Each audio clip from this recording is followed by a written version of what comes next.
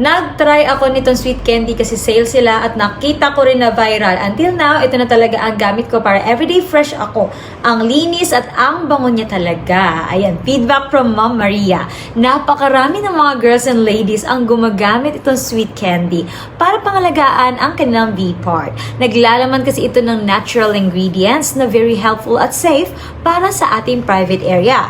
May nag-comment rin kung para saan at paano daw ito gamitin. Simple lang, after maligo sa gabi ay patuyuin ang V-area at pwede nang i-apply ang small amount of cream ng marahan. Maaamoy mo ang napaka-sweet na scent na very attractive lalo na sa inyong mga partners. Ang smooth and ang soft na result ito sa ating V-area.